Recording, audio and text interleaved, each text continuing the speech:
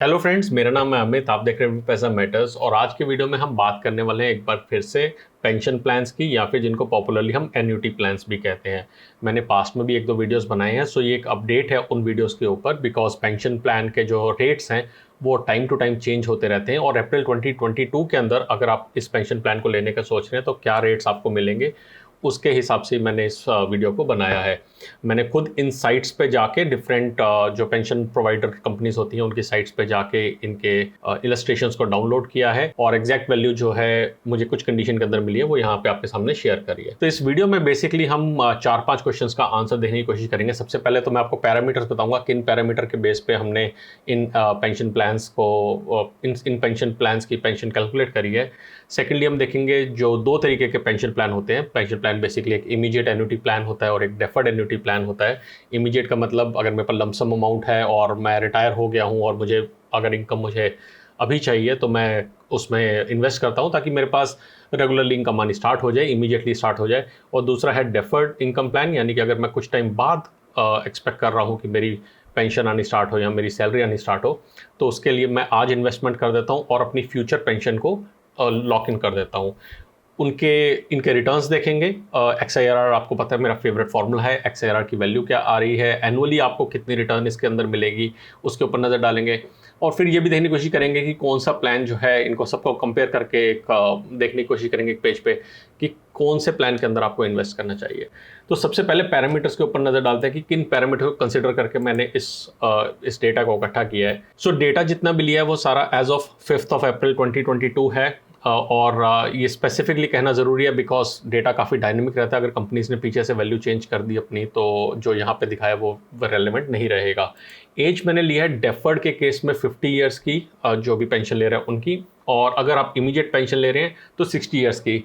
Basically ये मान के चले कि 60 ईयर्स में अगर आपके पास लमसम अमाउंट आया है, प्रोविडेंट फंड से आया है या किसी और सोर्स से आया है, आपके पास लेट्स से ग्रेचुइटी का फंड अमाउंट आया है, तो आप उसको इन्वेस्ट कर सकते हैं और उससे आप इमीडिएट पेंशन पा सकते हैं। और डेफर्ड इसलिए रखा है कि 45-50 के आसपास लोग यूजली सोचना शुरू करते हैं कि मेरे पास, स्पेशली प्राइवेट एम्प्लॉयज़, कि मुझे अगर फ्यूचर के अंदर एक फिक्स सैलरी चाहिए या फिक्स इनकम चाहिए तो मैं कहाँ पे इन्वेस्ट करके आज ही उसको लॉक इन कर लूँ। तो इसलिए मैंने ये दोनों एजेस लिए हैं। अगेन पैरामीटर चेंज हो सकते हैं। सिटी मैंने दिल्ली लिया है, रेजिडेंट इंडियन लिया है। जेंडर मैंने मेल लिया है प्राइमरीली। फीमेल्स के लिए थोड़ा सा वेरिएशन होगा, ज़्यादा फर्क नहीं है मगर थोड़ा सा वेरिएशन पड़ेगा। परचेज प्राइस लेकर चलो मैं 15 लाख रुपीज़, और 15 लाख रुपीज़ लेने के पीछे बैकग्राउंड मेरी ये रही है कि मैं इसको प्रधानमंत्री वया वंदना योजना जो चल रही है, जो कि सबसे ज़्यादा आई थिंक एक्साइटिंग है उसके कंपैरिजन में, और उसके अंदर मैक्सिमम अलाउड जो इन्वेस्टमेंट होती है वो 15 लाख होती है, इसलिए मैं उसके कंपैरिजन में मैंने अमाउंट लेके चला हूँ। पेंशन मोड लिया है ईयरली। पेंशन मोड आप monthly, quarterly, semi annually, annually ले सकते हैं। मैंने एग्जांपल के लिए एनुअली लिया है। मोड लिया है मैंने ऑनलाइन। और ऑनलाइन अगर आप इन पेंशन प्लान्स को लेते हैं तो आपको थोड़ा सा एक्स्ट्रा अमाउंट मिलता है, 1% 2%। आप अलग अलग कंपनीज में जाएंगे तो वो प्रमोट करते हैं कि आप ऑनलाइन ले, क्योंकि उनके खर्चे कम रहते हैं। जॉइंट एज, अब जितने भी पेंशन प्लान्स हैं, प्राइमरली दो तरीके से मैंने पेंशन प्लान्स के स्कीम लेने की कोशिश करी है। सबसे पहले लिया है immediate plan for self with 100% return of premium. हम में से बहुत सारे लोग ये चाहते हैं कि जो भी पैसा हम इन्वेस्ट कर रहे हैं वो हमें पूरा का पूरा वापस मिलना चाहिए, हमें या फिर हमारे नॉमिनी को वापस मिलना चाहिए। सो पहला तो प्लान रहता है वो। दूसरा प्लान रहता है immediate income with joint and with 100% return of premium, यानी कि आपको इनकम मिलती रहेगी, आपके बाद आपके जो जॉइंट हैं, जो स्पाउस हैं, मदर हैं, फादर हैं, जिनके साथ भी आपने लिया हुआ है, प्लान को लिया हुआ है, उनको इनकम आती रहेगी। और उसके बाद पूरा का पूरा पैसा आपके नॉमिनी को मिल जाएगा। इमीडिएट के केस में मैंने इस एज को लिया है, जॉइंट के एज को लिया है 55 ईयर्स, और डेफर्ड के केस में उसको लिया है 45 ईयर्स। 5 ईयर्स का एज डिफरेंस लेकर चला हूँ। अगेन डिफर कर सकता है। और जेंडर मैंने लिया है फीमेल का। लास्ट टाइम मैं इसका डिस्क्लेमर दे रहा हूँ, डेटा चेंज हो सकता है, सो बी केयरफुल। आप हमेशा कंपनी की साइट पर जाके या कंपनी से लियाज करके ही रेगुलर डेटा ले। मैं किसी भी कंपनी को यहाँ पर प्रमोट नहीं कर रहा, ये एक स्पॉन्सर्ड वीडियो नहीं है, जस्ट एक इंडिपेंडेंट एनालिसिस है। अब हम बात करते हैं कौन कौन से प्लान्स को मैंने लिया है। जैसे मैंने कहा कि कुछ मैंने इमीडिएट एन्युटी के प्लान लिए हैं और कुछ मैंने डेफर्ड एन्युटी के प्लान लिए हैं। सो इमीडिएट के अंदर अगर हम बात करते हैं तो मैंने कंपैरिजन किया है। मैं यहाँ पे इस शीट को थोड़ा सा छोटा कर देता हूँ ताकि आप इमीडिएट एन्युटी के सारे प्लान्स को एक पे देख पाएँ। सो यहाँ पे 1 2 3 4 5 6 7 8 डिफरेंट इमीडिएट एन्युटी प्लान्स लिए हैं। अगर आप ये मोबाइल स्क्रीन पे देख रहे हैं तो शायद आपको इतना क्लियरली नजर नहीं आएगा, बट डोंट वरी, मैं इसको जूम इन कर दूंगा और बाद में आपको सब कुछ एक पेज पे भी दिखाऊंगा वीडियो में आगे जाके। सो अगर हम जीवन अक्षय 7 LIC का प्लान है, LIC के प्लान्स सबसे ज़्यादा फेमस रहते हैं, सबसे ज़्यादा पॉपुलर रहते हैं, तो इसलिए मैंने LIC के 2 प्लान यहाँ पे लिए हैं। एक लिया है जीवन अक्षय और एक लिया है सरल पेंशन। दोनों के ऊपर इंडिपेंडेंट वीडियोस मेरे बने हुए हैं, क्या इनके प्रॉज एंड कॉन्स हैं, आप मेरे चैनल पे सर्च करके इनको देख सकते हैं। मगर अगर हम बात करते हैं जीवन अक्षय 7 के केस में, तो हमारे पास 89,832 की एनुअली हमारे पास इंस्टॉलमेंट आती है, और अगर हम जॉइंट के केस में लेते हैं तो उसके अंदर हमें 89,067 रुपीज़ की आती है, अप्रॉक्सीमेटली बराबर ही आ रही है। और सरल पेंशन के केस में 86,000 और 85,560 आती है। और यहाँ पे इंटरेस्टिंग बात ये है, मैंने अगेन काफ़ी इसको डालने का रीज़न ये है कि दोनों प्लान्स एग्जैक्टली सेम है। बेसिकली LIC जीवन अक्षय 7 और LIC सरल पेंशन का दोनों ही केस के अंदर सिंगल लाइफ को एन्युटी मिल रही है पूरी लाइफ के ड्यूरेशन में, और डेथ के बाद 100% रिटर्न ऑफ प्रीमियम मिल रहा है नॉमिनी को, और यहाँ पे भी जॉइंट में। लेकिन आप देखेंगे कि एक्चुअली में देखेंगे यहाँ पे 3,000 रुपये के करीबन, इनफैक्ट 3,500 रुपीज़ की आपको पेंशन ज़्यादा मिल रही है, और यहाँ पे जो है पेंशन कम मिल रही है। सो सरल पेंशन कोई क्यों ही लेगा। और सिमिलर मुझे बिहेवियर नज़र आया बाकी कंपनीज़ के पेंशन प्लान्स में भी, जहाँ सरल पेंशन को तो बहुत दबाया गया है। उसका रीज़न क्या है मुझे नहीं पता, अगर आपको पता है तो नीचे कमेंट सेक्शन में मुझसे ज़रूर शेयर कीजिएगा। सो मैं हर एक की वैल्यू के साथ यहाँ पे नहीं जाऊँगा यहाँ पे, because that is not the purpose, और आई डोंट नो कितना टाइम लग जाएगा एक की वैल्यू में, क्योंकि मैं आगे आपको कंपेरिजन शीट दिखाऊंगा। मगर मैंने इसके बाद क्या किया, मैंने इसके बाद निकाला है इनका XIRR, और वो निकालने का तरीका क्या है, मैंने मान के चला है कि जिन्होंने पेंशन ली है उनकी एज, उनकी जो लाइफ है वो लाइफ स्पैन है 85 ईयर्स का। बट अगर आप 90 ईयर्स या 95 ईयर्स लेंगे या 75 लेंगे तो भी ऑलमोस्ट यही रिटर्न्स आएंगी। सो एक नंबर हमने 85 ईयर्स का लेके चला है, और जो भी अमाउंट इन्वेस्ट किया था 15,27,000 यहाँ पे आपको दिख रहा है, क्योंकि 27,000 आपको GST लगा के है, 1.8% का GST लगता है। और उसके बाद आपको नेक्स्ट ईयर से, क्योंकि एनुअल पेंशन ले रहे हैं, आपका ये पेंशन आनी स्टार्ट हो गई है। सिंगल लाइफ के केस में हम देख रहे हैं कि हमारे पास जो सिंगल लाइफ एन्यूटेंट है उनकी लाइफ ड्यूरेशन के अंदर उनको पेंशन आ रही थी, और उसके बाद 15 लाख रुपए वापस मिल गए उनके नॉमिनी को, टैक्स वापस नहीं मिलता है। और जो हमने जॉइंट लाइफ वाली ली है वहाँ पे आप देखेंगे कि वहाँ पे 5 साल एक्स्ट्रा मैंने लगाया है, इनकम आ रही है, और उसके बाद 15 लाख रुपए वापस मिल गए हैं। और ये सेम मैंने जितने भी 8 प्लान्स थे मेरे इमीडिएट एन्युटी के, उन सब के अंदर मैंने इसको रन किया है और XIRR की वैल्यू निकाली है कि क्या XIRR की वैल्यू निकल के आती है, और उसको आप इस शीट में देख सकते हैं। सो इन सभी प्लान्स को जब मैं इकट्ठा करके शीट पे लेके आया तो देखेंगे जो सबसे ज़्यादा मुझे इनकम मिल रही है वो मिल रही है मुझे HDFC लाइफ के न्यू इमीडिएट एन्युटी प्लान के थ्रू, जहाँ पे मुझे अराउंड 1 लाख रुपीज़ की पेंशन मिल रही है, 15 लाख रुपए इमीडिएटली डिपॉजिट कराने के लिए in case of single life annuitant. लेकिन अगर जॉइंट लाइफ एन्यूटेंट की बात करता हूँ तो ये 99,750 आती है, अप्रॉक्सीमेटली 750 रुपये का फ़र्क पड़ रहा है, लेकिन ये फिर भी काफ़ी अच्छा मुझे रिटर्न दे रहा है 6.438% का, which I think is quite exciting. काफ़ी अच्छा रिटर्न मिल रहा है डिपेंडिंग अपॉन आज के क्या इंटरेस्ट रेट्स चल रहे हैं। सो ओवरऑल सबसे अच्छा कौन सा है यहाँ पे, सबसे बेकार LIC सरल पेंशन। मैंने आपको पिछले ही स्क्रीन पे ये दिखाया था कि कौन कौन से अवेलेबल हैं। ये शीट आपको डाउनलोड करने के लिए मिल जाएगी, रीड ओनली शीट मिलेगी आपको। अगर आप इसके एडिटेबल वर्जन चाहते हैं उसका लिंक मैं अलग से नीचे डिस्क्रिप्शन में दे दूंगा, आप वहाँ से इसको डाउनलोड कर सकते हैं। और यहाँ पे आपको जो लिंक्स हैं, ये लिंक्स भी दिए हुए हैं, आप सीधे कंपनी की साइट पे जाके वहाँ पे प्लान को ज़्यादा पढ़ सकते हैं क्या क्या है। एक चीज़ मैं यहाँ पे कहना चाहूँगा कि जितने भी पेंशन प्लान्स हैं वो पेंशन प्लान्स इससे कई ज़्यादा तरीके की ऑप्शन देते हैं। मैंने आपको सिर्फ 2 ही ऑप्शन दिए हैं, single life annuity with 100% return of premium और joint life last survivor with 100% return of premium. 9-10 तरीके के डिफरेंट ऑप्शंस भी कंपनीज दे सकती हैं डिपेंडिंग अपॉन आपकी क्या रिक्वायरमेंट है। फॉर एग्जाम्पल आप चाहते हैं कि आज मुझे इतनी इनकम आ रही है और इसके बाद इनकम बढ़ती जाए जैसे जैसे महंगाई बढ़ रही है या जैसे जैसे टाइम बढ़ रहा है, वैसे प्लान्स भी कुछ कंपनी देती हैं। तो आपकी ज़रूरत क्या है उसके हिसाब से आप उस कंपनी का प्लान देख सकते हैं। बट रेफरेंस के लिए आपको ये डेटा होपफुली हेल्पफुल होगा, और अगर आपको हेल्प मिले तो एक लाइक करना ना भूलिएगा। सो ये तो हमारी बात रही इमीडिएट एन्युटी प्लान्स की कि हमारे पास क्या रिटर्न्स आती हैं। अब हम चलते हैं डेफर्ड एन्युटी प्लान्स के केस के अंदर। डेफर्ड एन्युटी के केस के अंदर मैंने कैलकुलेशन कैसे करी है, पहले तो मैंने प्लान्स लिए, करीबन 5 प्लान्स लिए मैंने यहाँ पे जो हमारे डेफर्ड एन्युटी के लिए। तो आप देख सकते हैं LIC Jeevan Shanti, HDFC life pension guaranteed, Pru guaranteed, fortune guarantee pension और Tata AIA smart annuity plan. ये प्लान्स लिए मैंने इनके, और इनकी वैल्यू निकालने की कोशिश करी है। और जैसे मैंने कहा कि डेफर्ड एन्युटी के केस में क्या होता है, आप 15 लाख रुपए आज जमा करा रहे हैं, आप कूलिंग पीरियड ले रहे हैं। कूलिंग पीरियड मैंने लिया हुआ है 10 ईयर्स का, यहाँ पे 50 ईयर्स की एज है, 60 ईयर्स से मुझे इनकम चाहिए, तो मैंने 10 ईयर्स का कूलिंग पीरियड लिया है। और अब यहाँ पे कैलकुलेशन में भी देखेंगे तो 15,27,000 रुपये जैसे मैंने डाला है, इसके बाद मैंने 10 साल का कूलिंग पीरियड दिया हुआ है, और 10 साल के कूलिंग पीरियड के बाद आपके पास इनकम आनी स्टार्ट होती है। कंपनी क्या करती है, आपके 15 लाख रुपीज़ को इन्वेस्ट कर देती है उन 10 साल के लिए, और उसके बाद जो कॉर्पस आपका बनता है उस कॉर्पस के ऊपर आपको रिटर्न देने स्टार्ट कर देती है। आपके लिए फ़ायदा ये है कि आज की रेट में आपको ये मालूम है कि आज से 10 साल बाद मेरे पास क्या पैसा आएगा। नेगेटिव ये है, आपके पास लिक्विडिटी नहीं होगी क्योंकि आपने पैसा कंपनी को दे दिया है और आप विड्रॉ उसमें से नहीं कर सकते हैं। सो हमारे पास ये ऑप्शन आती हैं। अगेन इनको भी हमने एक स्क्रीन पे लेके गए हैं, वहाँ लेके चलता हूँ आपको। डेफर्ड एन्युटी प्लान जितने भी हैं, सो यहाँ पे भी दोनों options, single life annuity with 100% return of premium और joint life last survivor annuity with 105% return of premium.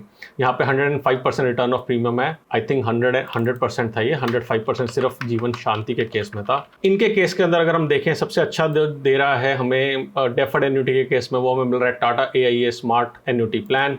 और अगर हम जॉइंट लाइफ के केस में देखें तो यहाँ पे हमें ICICI Pru guaranteed pension plan best pension दे रहा है।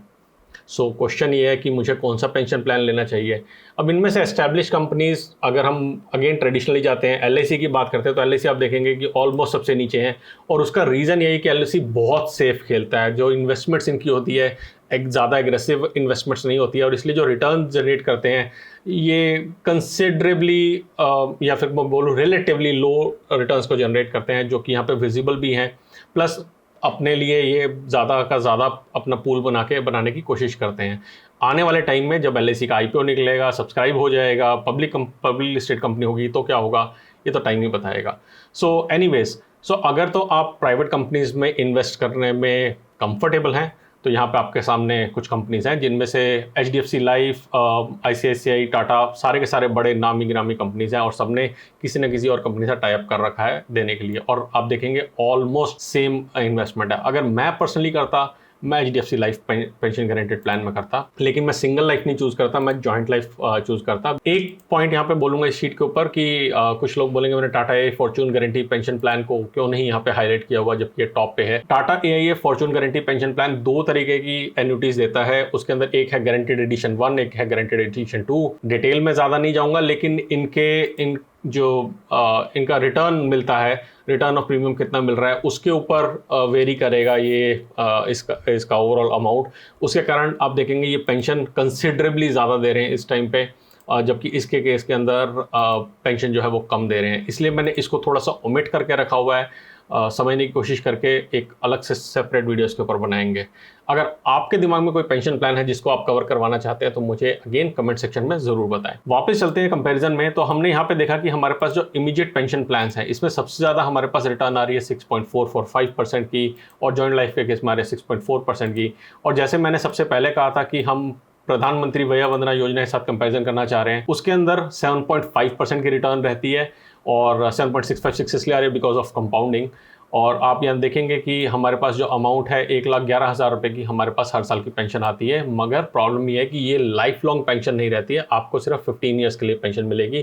प्लस इसके रेट कुछ चेंज होने वाले हैं, अभी तक उसका नोटिफिकेशन नहीं आया है। मैं क्या करता, अगर मैं 60 ईयर्स का हूँ तो मैं क्या करता, जितना भी अमाउंट है उस सारे अमाउंट को मैं कभी भी इन्वेस्ट नहीं करूँगा पूरा का पूरा इन पेंशन प्लान्स के अंदर। उसका सिंपल रीज़न ये है कि मेरे पास कोई लिक्विडिटी नहीं रह जाएगी, और अगर अचानक से कोई बड़ा खर्चा आ गया सो मैं उसको टैकल करने की सिचुएशन में नहीं होऊंगा। तो मैं अपने ओवरऑल रिटायरमेंट कॉर्पस को एटलीस्ट 2 पार्ट में डिवाइड करूंगा।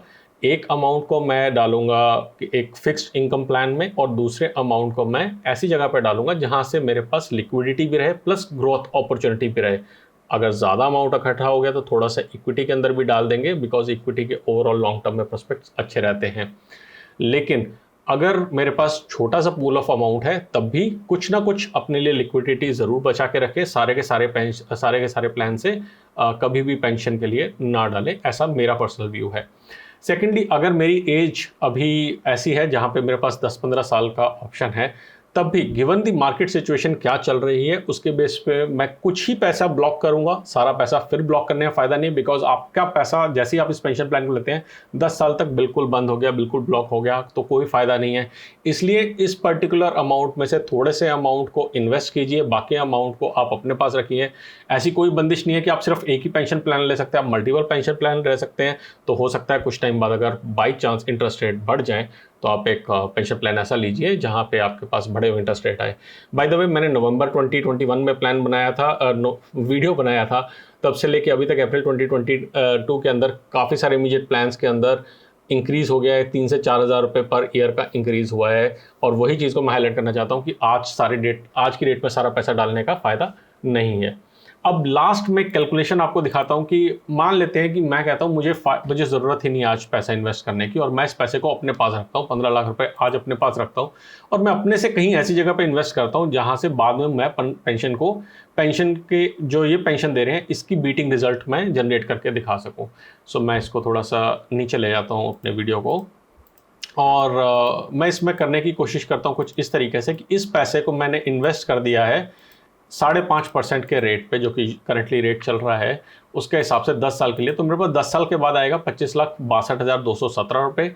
और अगर मैं इस पैसे को वापस ऐसी जगह पे इन्वेस्ट करता हूँ जहाँ पे 5.5% के हिसाब से मुझे ईयरली रिटर्न आती रहे, तो मेरी रिटर्न की पेमेंट जो आएगी वो आएगी 1,40,922 रुपये। अब एक अगर हम सिंपल कंपेरिजन करें कि यहाँ पे हमारे पास कम से कम जो पेंशन आ रही है वो 1,55,000 आ रही है, और मैं जब खुद जनरेट कर रहा हूँ तो 1,40,000 आ रही है। इसका मतलब ये तो एक सही तरीका नहीं था इन्वेस्ट करने का, यानी कि मैं अपने से अगर खुद से इन्वेस्ट करता हूँ तो थोड़ी सी प्रॉब्लमेटिक कहानी बनती है उस केस में, अनटिल लेस मैं इस 5.5% को 8-10% तक लेके जा पाऊँ, और उसके ऊपर टैक्स देने के बाद मेरे पास लेट से कि 8% का मेरे पास नेट रिटर्न आती है। फिर अगर मैं इसको इन्वेस्ट करता हूं तो मेरे पास 1,78,000 रुपये आ रहे हैं, which is considerably more than 1,55,000। So nutshell में मैं कहना क्या चाह रहा हूँ, मैं कहना ये चाह रहा हूँ, अगर आपको लगता है कि आप ऐसी जगह पे इन्वेस्ट कर सकते हैं अपने पैसे को जो कि ग्रो करके आपको 8-10% की रिटर्न दे सकता है अगले 10 सालों के अंदर, specially closer to your retirement, तो अपने पैसे को अपने पास रखिए। डेफर्ड प्लान्स लेने का कोई फ़ायदा नहीं है, कोई मतलब नहीं है। आप उससे ज़्यादा रिटर्न जनरेट करके देख सकते हो और बाद में आप इमीडिएट एन्युटी प्लान लीजिए। लेकिन अगर आपको डाउट है कि आप इतनी रिटर्न जनरेट कर सकते हैं तो आप डेफर्ड एन्युटी प्लान उस केस में ले सकते हैं, ताकि आपको हेडेक ना लेनी पड़े और आपको ये गारंटी रहे कि हाँ 10 साल बाद मेरी पेंशन फॉर श्योर है। अगर आप जानना चाहते हैं कि एक पेंशन प्लान कैसे काम करता है और किन किन चीज़ों का आपको ध्यान रखना चाहिए पेंशन प्लान लेते टाइम, तो इस वीडियो पे देख सकते हैं। और एनपीएस के बारे में कोई सवाल है आपका तो ये पूरी की पूरी प्लेलिस्ट आप यहाँ पे दी हुई है। वीडियो पसंद आया है तो लाइक शेयर सब्सक्राइब करना ना भूलिए। जल्दी एक और वीडियो लेके, तब तक ले बचाते रहें, कमाते रहें, बिकॉज एवरी पैसा मैटर्स।